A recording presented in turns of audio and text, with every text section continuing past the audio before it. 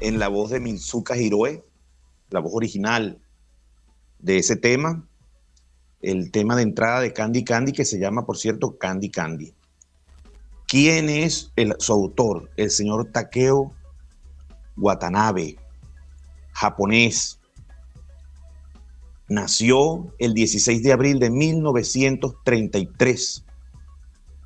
Su padre, Urato Watanabe, era actor y músico clásico japonés famoso. Entonces, nuestro amigo Takeo se gradúa de economista. Y luego se va a los 23 años, decide irse a París a estudiar música clásica. Luego regresa a Japón. En la década de los 60 se une a Toei Animations y allí escribe grandes éxitos para el anime japonés, que fue a lo que se dedicó, a hacerle música al anime. Estamos hablando de un hombre que compuso más de 100 temas, que compuso grandes éxitos. Es un músico extraordinario que ha sido muy poco reconocido. En vida no lo reconoce, quizá porque se dedicaba al anime, pero luego de forma póstuma sí le han dado algunos reconocimientos. Murió a la edad de 56 años, un hombre relativamente joven, en 1989. Le dio forma a los temas de Candy Candy, a todos, una gama de temas. Candy Candy tiene una gama de más de 10 temas probablemente. A todos le dio forma Takeo, igualmente Sandy Heidi, canciones muy famosas de nuestra infancia que su aparente sencillez lo que demuestra y su aparente simpleza lo que demuestra es la maestría con la cual Takeo componía obras muy bellas. Él se graduó de economista, como ya dije, en la Universidad de Musashito, se va a Francia y bueno, desarrolla toda una carrera en el anime. Ese es nuestro héroe de hoy, un músico, repito, extraordinario, muy poco reconocido. Y los vamos a dejar con el siguiente tema, también en su versión original, cantado de nuevo por Mitsuka Hiroe, Ashita Gazuki, que es el tema con que cierra Candy Candy, que en castellano decía algo así como: en mi ventana veo brillar las estrellas muy cerca de mí.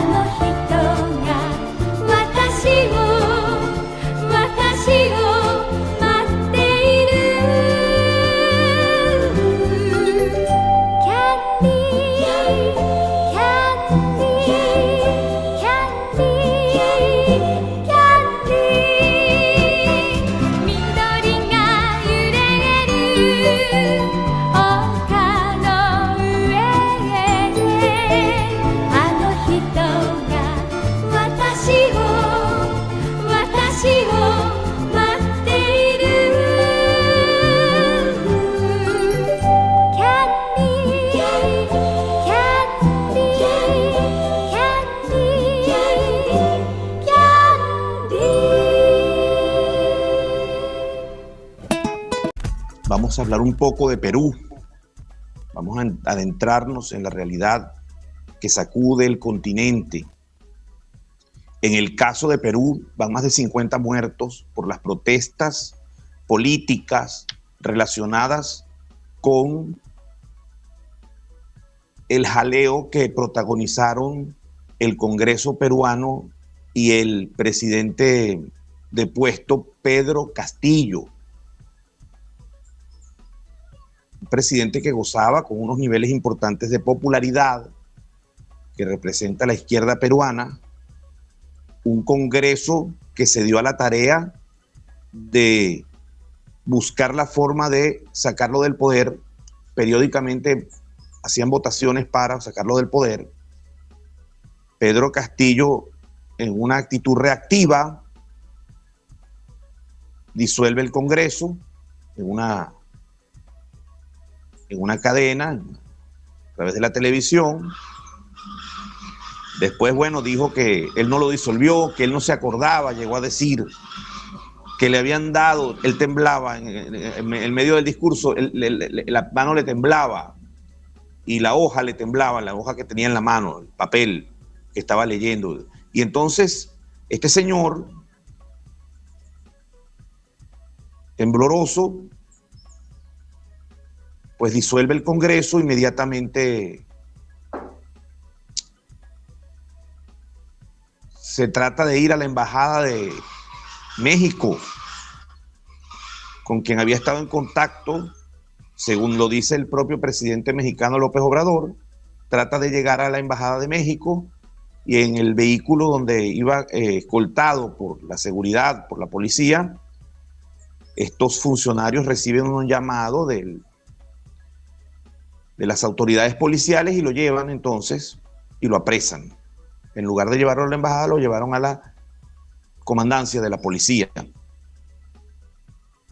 Allí está en un arresto, entiendo, según dicen los medios, por 18 meses, y asume el gobierno, la que para entonces era vicepresidenta y había sido ministra de Desarrollo e Inclusión Social, la señora Dina Boluarte.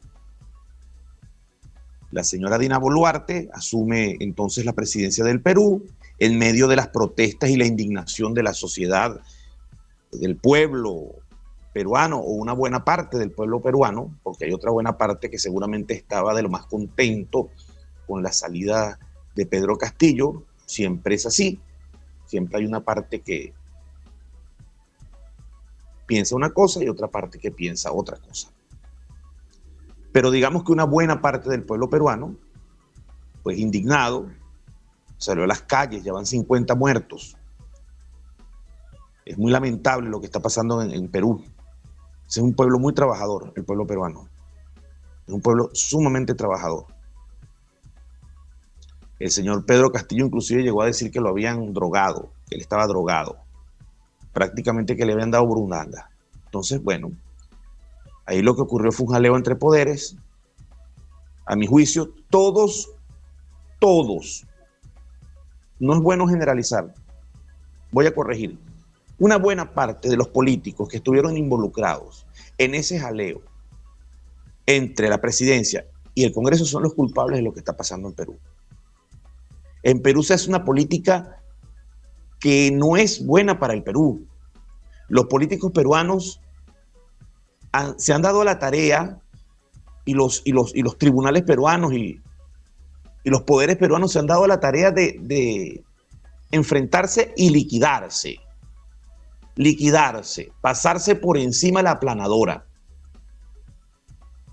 Presidentes presos, no uno ni dos. Ministros presos, no uno ni dos. Congreso que quiere acabar con el presidente de la República electo democráticamente. Presidente de la República que entonces quiere disolver el Congreso. Los peruanos, al menos hasta donde yo pude ver, porque estuve allá, más preocupados por lo que pasa con esos cargos que por enviar a sus hijos a la escuela. Un pueblo además que trabaja durísimo. Un pueblo que no merece estar en esa situación. Mi abrazo al pueblo peruano. Yo espero que los políticos peruanos puedan llegar a un acuerdo nacional donde haya unos mínimos modales para que no terminen como terminamos aquí en Venezuela. Vean el caso venezolano. Los peruanos todavía están a tiempo de parar todo ese tema e ir a un ejercicio de la política más ciudadano, de más modales, de mayor negociación y respeto para poder enrumbar a Perú, que tiene un gran potencial. Un país que recibe la inversión de Chile, por ejemplo. Tiene un gran potencial Perú de convertirse en un centro de recepción de inversiones por la actividad minera, por la actividad agrícola. Espero entonces que el pueblo peruano sepa resolver esto y que los políticos peruanos tomen conciencia de lo que están haciendo, porque no le están haciendo bien a Perú. Ninguno le está haciendo bien a Perú. La siguiente noticia es Brasil, que también lo habíamos tocado en el programa anterior, en el programa número 15, estamos en nuestro programa número 16. En Brasil, bueno, ocurrió que ganó Lula en un margen muy ajustado, una Brasil que está muy dividida, y ganó Lula, a pesar de todos los huecos, de todas las sombras cernidas sobre su gobierno en cuanto a la corrupción y a la empresa Odebrecht. Sin embargo, ganó. No ganó con el amplio margen que se esperaba, pero ganó. Ganó en segunda vuelta, legítimamente ganó, independientemente del juicio que se le siguió y que no llegó a nada. Es el presidente de Brasil, electo por los brasileños. El presidente saliente, un amigo de Donald Trump, que le gusta imitar, un imitador, se fue a Estados Unidos y desde allá, pues, aparentemente, sus actitudes al menos colaboraron para que el desenlace fuera el que supimos, que entraba gente a las instituciones, a sede de las instituciones públicas y las asaltaba. Golpe de Estado, pues. Este señor fuera de Brasil, ahora va a ser investigado por instigar a ese delito. Y me parece que está metido en tremendo problema un Bolsonaro. Y me parece también que en Brasil no va a ocurrir lo que ocurrió en Estados Unidos, donde se enredó la cosa y Donald Trump no ha tenido que responder por los hechos del Capitolio en la toma de posesión de Joe Biden. Yo creo que en Brasil las cosas van a ser diferentes y que al señor Bolsonaro lo van a enjuiciar. Es lo más probable. Y si en verdad estuvo involucrado en eso, merecidamente debe ser enjuiciado. porque debemos aprender a vivir en democracia. No importa si ganan los de la derecha, no importa si ganan los de la izquierda. Cuando ganan los de la derecha y establecen una serie de políticas sociales, económicas, pues el perdedor tampoco es que lo arrasaron. El perdedor también representa parte de la verdad, en este caso la izquierda. Y entonces la izquierda tiene derecho a defender sus posiciones, a reorganizarse, a tomar fuerza, a crear condiciones, a crear potencialidades y a ir a las próximas elecciones, las cuales si gana, entonces ahora la derecha debe pasar a la oposición y debe reacomodarse, reinventarse, reorganizarse, pulir los postulados para ir a una nueva batalla electoral. Esa es la democracia. Y los puntos donde se puedan llegar a acuerdos comunes, pues, ¿cómo no tomarlos? ¿Por qué no? Los políticos tienen que aprender a negociar. De eso también se trata la democracia. Y en los puntos donde ambas partes puedan coincidir, bueno, sobre esos puntos trabajar una agenda común. Y en los puntos donde no se está de acuerdo, bueno, ir trabajando esos puntos también paralelamente para ver cómo se pueden acercar, cómo se pueden abrir esas posiciones. En la política hay que ser un poco ecléctico. No se puede pretender arrebatar cuando no se gana. La regla de oro de la democracia es que en unas elecciones gana el que tiene más votos. Y el que tiene menos votos tiene que reconocer que el otro ganó. Reconocer que el otro ganó, es decir, yo no gané, me ganaron las elecciones. Y si usted es una autoridad en ejercicio, sea un presidente, un gobernador, cualquier autoridad electa por el pueblo, cuando el pueblo habla y decide que ya usted no es y que es otro, tiene que quitarse la banda y entregársela al otro. Los modales. Bolsonaro no solamente perdió por su política económica, Bolsonaro perdió porque ofendió la idiosincrasia del pueblo de Brasil. Se cansó de ofender al pueblo de Brasil, a las mujeres brasileñas, a los negros, a las minorías. Se cansó este señor de ofender al pueblo brasileño. Luego sale llorando y no reconoce la derrota. La derrota de Bolsonaro no solamente significa que un hombre que fue acusado de corrupción vuelva al poder. No solamente significa que de cierta manera la izquierda vuelve al poder en Brasil. También significa que un señor absolutamente ofensivo con la idiosincrasia de su pueblo perdió la presidencia. Y eso no puede ser malo. Que un señor que pretende arrebatar cuando no gana, no llegó otra vez a la presidencia. Eso no puede ser malo. Entonces, entre los males que podían aquejar a Brasil, porque ninguno de los dos candidatos era de mi agrado, ganó el menos malo y el otro no reconoció, pues tiene que reconocer. Y como no reconoció, hizo lo que hizo, y entonces Brasil ahora lo va a enjuiciar. Con justicia lo van a enjuiciar, con mucha justicia. Vamos a escuchar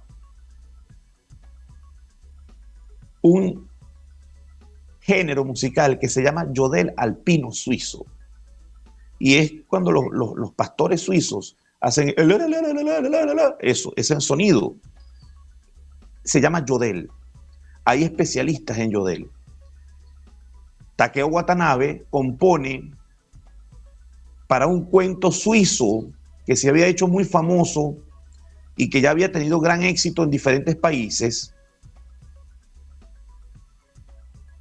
Deciden en 1970 recrear a través del anime, recrear los cuentos clásicos.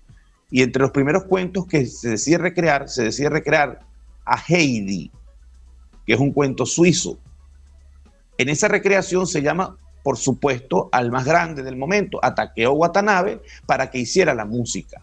Takeo entonces compone la canción en base al yodel. El yodel de Takeo, ¿verdad? O que se graba en japonés, que lo graba un grupo que se llama Japan Boys, es el mismo yodel que se utiliza luego para la versión en castellano, porque el anime llegó a España, se tradujo todo y se contrató a una cantante que tenía la voz muy parecida a la cantante de Japan Boys, y entonces ella graba de nuevo toda la canción excepto el yodel. El yodel se dejó en su versión original, la versión japonesa. Nosotros vamos a escuchar ahora la versión japonesa de Abuelito, se llama la canción, que es el tema que le da inicio al capítulo de Heidi.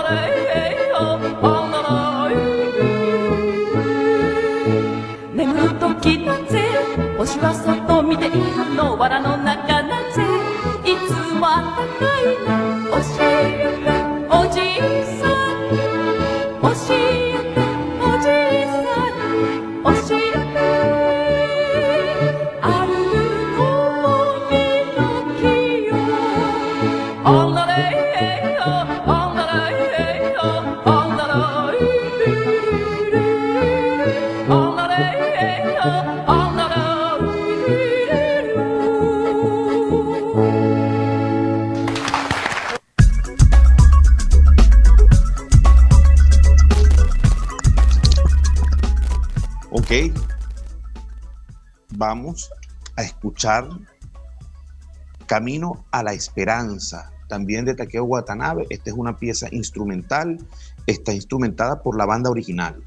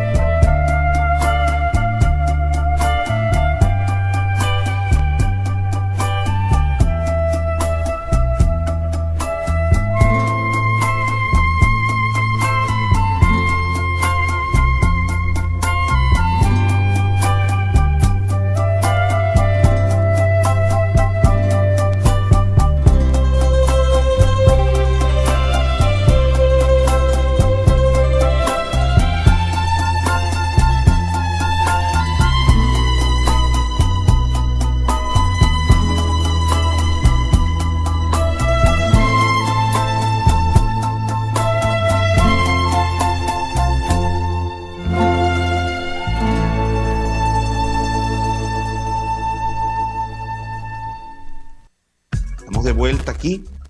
Vamos a hablar un poquito de la rendición de cuentas del presidente Maduro ante la Asamblea Nacional. Yo la estuve viendo, les voy a decir la verdad, la vi completa porque la había tratado de ver 2 veces y no había podido terminar de verla. La vi completa ayer. Por YouTube está todo el video. Por varias agencias de noticias. 2 horas aproximadamente, 2 horas y media aproximadamente, 2 horas 40 de discurso.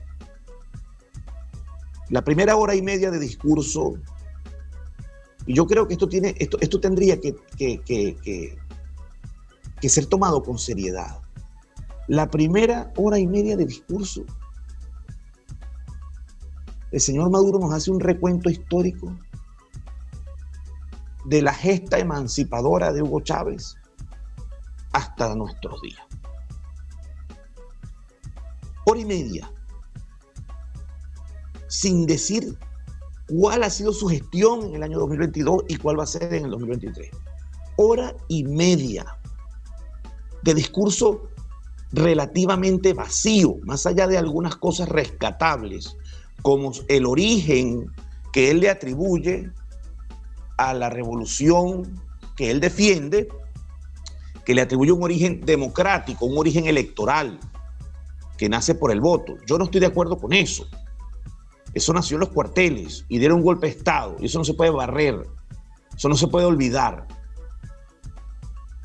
Entonces, un poco lavándole la cara al origen de ese movimiento político, que no es un origen democrático, es un origen de cuartel, un origen de pólvora. Dice que tiene un origen, ¿no? Ellos llegan al poder democráticamente por el voto venezolano y porque las instituciones democráticas de Venezuela funcionaron para que el candidato que ganó pues asumiera el rol para el cual fue electo en medio de unas grandes perturbaciones que tenía el país. Es decir, la democracia venezolana allí funcionó. El poder electoral funcionó. No este poder electoral, me refiero al poder electoral de la cuarta. El poder electoral de la cuarta funcionó y reconoció la victoria de Hugo Rafael Chávez Frías como es lo correcto que tenía que pasar. El presidente saliente, el señor Rafael Caldera, le entrega la banda presidencial al señor Hugo Rafael Chávez Frías, guardando los modales de la democracia. El señor Hugo Rafael Chávez Frías hace el juramento, pone la mano en la Constitución y dice que jura sobre esa moribunda Constitución. Él la declara moribunda. Él la declara moribunda. Y entonces rompe el protocolo y los modales, se da el acto y luego pues llama a una Asamblea Nacional Constituyente para, según él, refundar el país, porque el país no estaba fundado, no estaba bien fundado, había que refundarlo. De esta manera llegamos a esta nueva Constitución que tenemos hoy día y que rige pues el destino de los venezolanos cuando la dejan cumplirse. Por otra parte, se llama en el gobierno de Nicolás Maduro a una Asamblea Nacional Constituyente. Se elige una Asamblea Nacional Constituyente a través de unos mecanismos que fueron también bastante discutidos. Esa Asamblea Nacional Constituyente, la cual él alaba en el medio del discurso, pues no constituyó nada. Él dice, pero trajo la paz. ¿Y dónde dice que una Asamblea Nacional Constituyente es para traer la paz? ¿Dónde dice eso? Entonces, por supuesto que tengo muchísimas preguntas que quisiera hacerle al actual mandatario nacional. Dice que llegó por libérrimos comicios y bueno, no fueron tan libérrimos esos comicios. Y eso lo sabemos todos los venezolanos, no fueron tan libérrimos. Sin embargo, hay una campaña contra el voto muy grande y es lo que quiero alertar. El país en 2023 lo más probable es que esté convulsionado por el tema económico, por el tema salarial, por los diferentes gremios saliendo a la calle, muchos políticos tratando de montarse en la ola, por supuesto, a ver quién es el que más logra atraer para sí voluntades en unas tentativas primarias a realizarse en 2023, es decir, este año, con un recalentamiento, por supuesto, de la calle, como es lo más probable, para ir a unas elecciones en 2024. También lo más probable, aquí uno nunca sabe nada, es lo probable, lo que debería ocurrir. Esperemos que las señas se mantengan. De ser ese el caso, y las elecciones, de realizarse las elecciones hoy, con un candidato del gobierno y un candidato de la oposición, en unas elecciones relativamente justas, nunca son del todo y plenamente justas, la oposición debería ganar. La oposición debería ganar. Sin embargo, si no tienen la condición de elecciones generales, sino de elecciones presidenciales, a lo sumo, todavía a esta Asamblea Nacional electa le quedan 3 años contando 2023. Lo que significa que el presidente de oposición que asuma está asumiendo con una Asamblea Nacional absoluta y plenamente opuesta a cualquier cambio que el país haga. Esa es la realidad de Venezuela. Un presidente que puede durar 2 semanas, 1 semana y hasta un día, porque esa asamblea va a tener la potestad y el poder para destituirlo. De tal manera que lo que Venezuela debería buscar son unas elecciones generales. Unas elecciones generales que legitimen todos los poderes públicos. Porque no es posible ir a unas elecciones solo presidenciales en Venezuela. Eso ya no es posible. ¿Y por qué negociaciones? Sí, hay que negociar.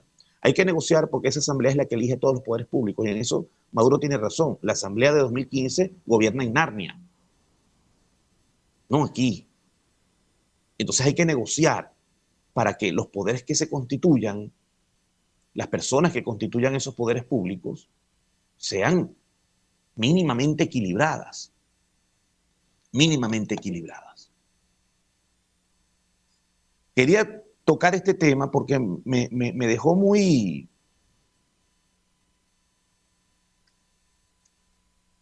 Me dejó con un sabor de boca nada bueno el discurso del presidente Maduro en la Asamblea Nacional con respecto a la memoria y cuenta. No me gustó.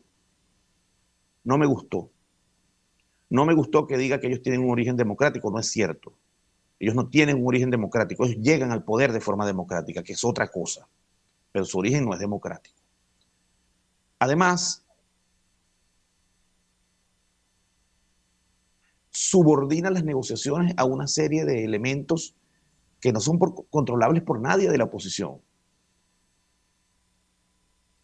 Las sanciones que Estados Unidos impuso a Venezuela, yo no estoy de acuerdo con esas sanciones y nunca me cansaré de decirlo. Yo deseo que las sanciones desaparezcan y hago todos mis llamados para que así ocurra. Pero el gobierno de Estados Unidos no se va a mover por la petición de un líder de oposición a mover esas sanciones. Yo creo que el gobierno de Nicolás Maduro debe sentarse en la mesa de negociación, de buena fe, sin condicionar el diálogo. Sin condicionar el diálogo.